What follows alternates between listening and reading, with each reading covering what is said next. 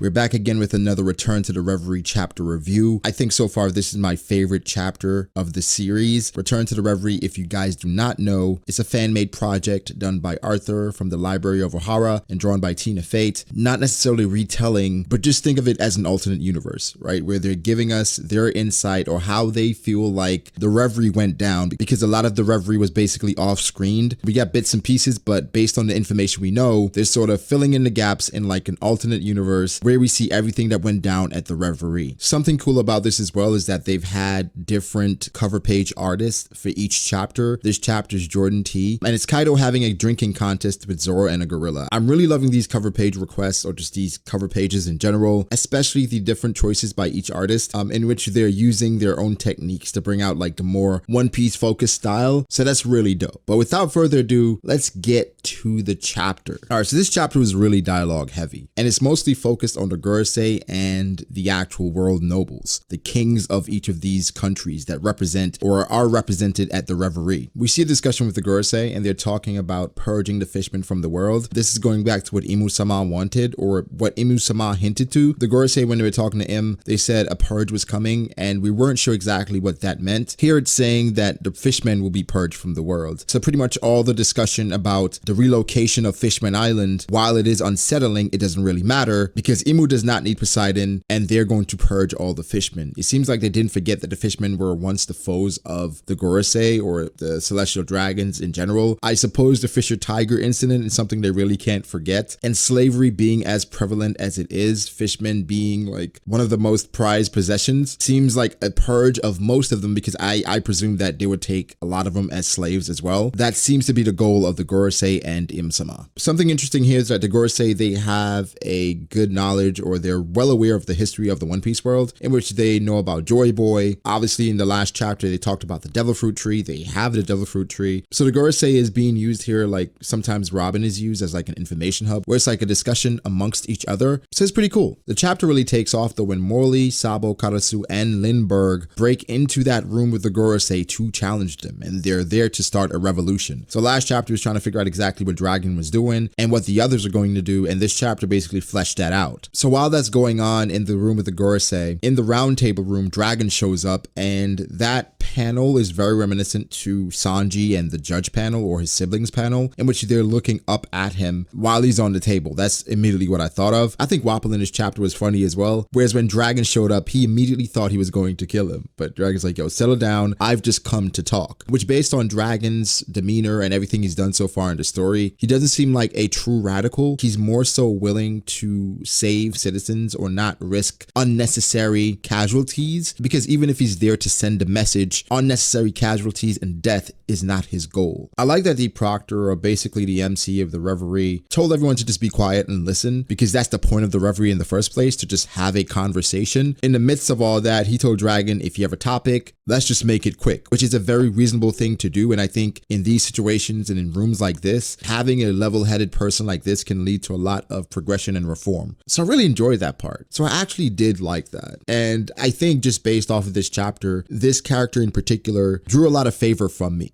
just off of that statement alone, but of course as it progresses as well. The point of Dragon's request, or the point of his speech here, is to propose the dissolution of the celestial dragon system, and it goes back to what Bella Betty talked about when we went back to Kawabaka Kingdom, in which the goal is not the people or the government. We're not trying to change the government, we just want to rid the world of the celestial dragons. Dragon delved a lot deeper into exactly the damage, but not exactly, but a general sense of how much damage the celestial dragons has caused and continue to cause, from not only slavery, but then the effect of having these people rule over the world are the pirates that come from this twisted world. Somebody that mentioned this as well before in the past was Eustace Captain Kidd, when he talked about him being the way he is does not even compare to how the celestial dragons are, and he even viewed himself as a bit noble in comparison to them. And this chapter echoed that, whereas Big Mom, Whitebeard, Don Quixote do Flamingo, these people are products of their environment. They're products of the situation that goes on in the world. When you think about these individuals individuals in particular, with Whitebeard being an orphan, Big Mom literally being abandoned by her parents, then subjugated basically to a farming system by, Mother Carmel and the CP0 and the government, then Don Quixote do Flamingo being a celestial dragon, then falling from that perch due to his family, then wanting to be executed by the people that's been wronged by the celestial dragons. It's created this incredible cycle of just anarchy. So that's really great. When people tried to mention pirates are the criminals of the era, I think that was a great argument to use against them. The speech was convincing to the point that even the people that cared about themselves only, he talked about just how much it would benefit them because there would be no more divine tribute. You would basically be able to keep all of that for yourselves and run your country the way you see fit. He talked about the plan to wage war on the entire world, which we know for CP0, from them being in Wano and talking to Kaido or Orochi in particular, as far as purchasing weapons, this is an actual fact. They are trying to gather weapons, and this is saying the goal is to wage a war on the world, which would encompass everyone, which would therefore lead to a lot of death, and some of these people could be usurped. I really enjoyed the questions as well, where they're talking about, hey, if we do this, wouldn't the world crumble? Like, they're the foundation of the world. But then you finally had people questioning that, saying, well, would it really crumble? It would put more power into our own hands. And for people like Stelly, they're just like, well, I just don't want to die because this war could possibly kill me. Especially like the people that are allied with Luffy, is like the soft alliance with Dalton, Riku, Cobra, Neptune. They're sitting in silence. And the moment where Cobra's looking at Dragon and saying, well, that's Luffy's father, huh? I can imagine just how much different they seem as far as personality and approach, where Dragon is a calculated, charismatic, smooth talker, where Luffy is pretty much a bumbling idiot, but just as charismatic, if not more so,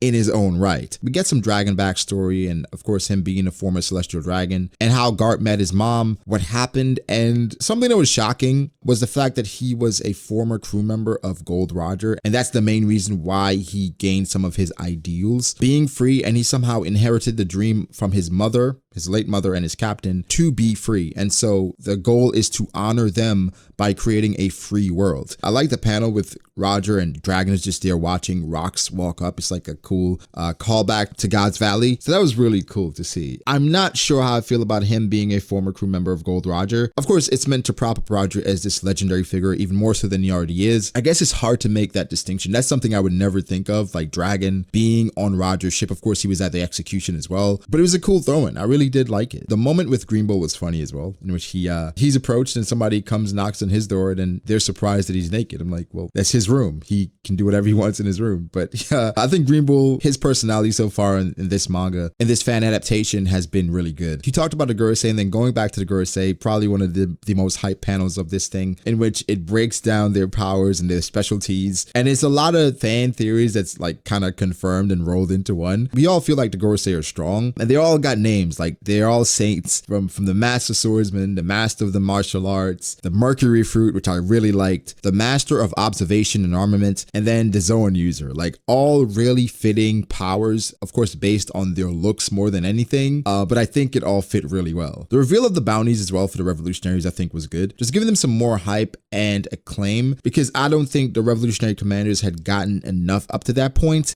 because we knew they were formidable or strong, I guess, but there's nothing to really base it off of. I think bounty, while it's wildly inaccurate as far as like pinpointing exactly how strong or how dangerous someone is, it's a gauge, and most times it's appropriate. Sabo getting a bounty raise makes sense.